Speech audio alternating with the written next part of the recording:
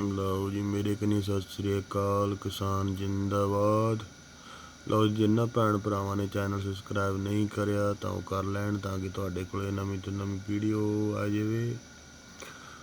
ਤੇ ਵੀਡੀਓ ਨੂੰ ਅਗਰ ਚੰਗੀ ਲੱਗੇ ਤਾਂ ਸ਼ੇਅਰ ਕਰ ਦਿਆ ਕਰੋ, ਸਪੈਸ਼ਲੀ ਜੋ ਬਾਰਡਰ ਤੋਂ ਆਪਣੇ ਦਿੱਲੀ ਤੋਂ ਆਉਂਦੀ ਹੈਗੀ ਹੈ ਤਾਂ ਪਲੀਜ਼। ਤਾਂ ਲਓ ਇੱਕ ਸਾਡੇ ਇੱਧਰ ਤਾਂ ਮੋਦੀ ਦਾ ਪੰਗਾ ਪਿਆ ਵਾ ਸਾਲੇ ਦਾ, ਤੇ ਇੱਧਰ Trump the.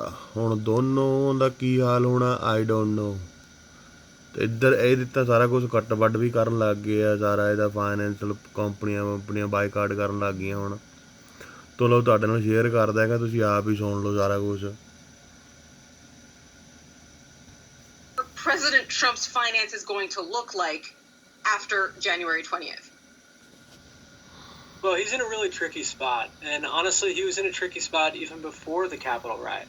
I mean, think about what he owns.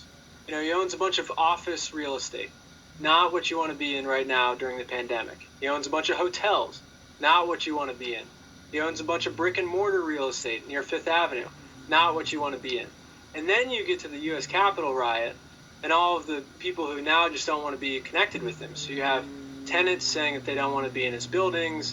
You have New York City saying that it wants to get rid of his contracts. You have banks saying that they don't want to have any ties to him. So you've got all this cloudiness on top of what was already a really, really difficult situation. If the Trump Organization were a publicly traded stock, this is not one that you would want to invest in right now. Wow, those are definitely powerful words there. Let's start with New York City. Obviously, President Trump's hometown, but obviously he's going to Florida after Inauguration Day, but he has plenty of interest still in the city. Now, as you mentioned, Mayor Bill de Blasio wants to sever contracts New York City has with the Trump Organization. So what impact is that going to have for President Trump? I'm trying to follow the money here. Yeah, you know, it's mostly a slap in the face. You know, those contracts bring in about $17 or $18 million a year in revenue. So Trump's organization overall takes in about $600 million a year in revenue. So it's not going to put a huge dent in the business, but it does send a signal that, you know, this is not somebody that people want to be tied to. And the big question is whether at the heart of Trump's empire, which is basically his commercial real estate portfolio, if you start to see big tenants backing away, you know, Bank of America, Gucci, you know, those sorts of people saying, we don't want anything to do with this guy, that's when it's going to be a 5-alarm fire and the Trump Organization is going to have real problems. Until then, it doesn't look good. It's not pretty. It's embarrassing for Trump, but his financial picture is going to be relatively stable, just not growing. Yeah, you mentioned the power of the Trump name. So he has the distinction right now of being the only U.S. president who's been impeached twice. What impact do you think that's going to have on his brand and specifically his ability to license the Trump name? Well, you know, his brand has never been as big as he's said it was. You know, he claims that it's worth billions of dollars. It's just not true. You know, basically he's licensed his name on some real estate assets, and he had product licensing partners that did shirts and ties and that sort of thing. A lot of those partners fled on the day that Trump announced that he was going to run for president and made his famous comment about Mexican immigrants. So this has been something that's been going on where people have been backing away from that brand. What was a small sliver of his business is now a smaller sliver of his business. But if the core assets start to get toxic, that's when it's going to be really troublesome. Well, we mentioned companies that have cut ties with the Trump Organization, but at the same time, there are many companies that actually pay Trump rent because that's where their offices are. Obviously, with the pandemic, all of that's been in flux. Plenty of people have been working from home.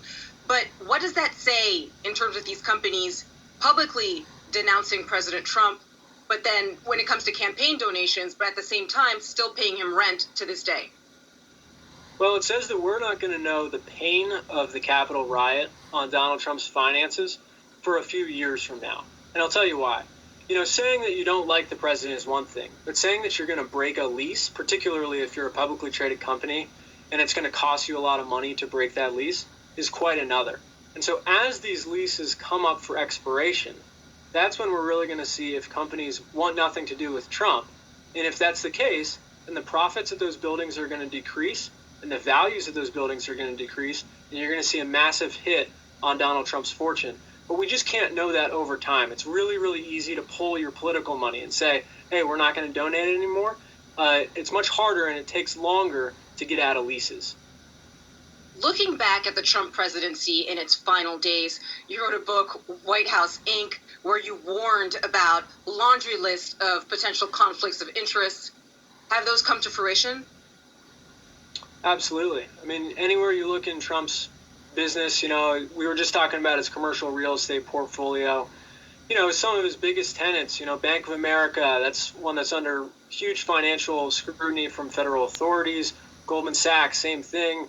There were over 30 companies that were paying Trump rent while lobbying the federal government, many of those lobbying the White House itself, including 4 entities that are tied to foreign governments.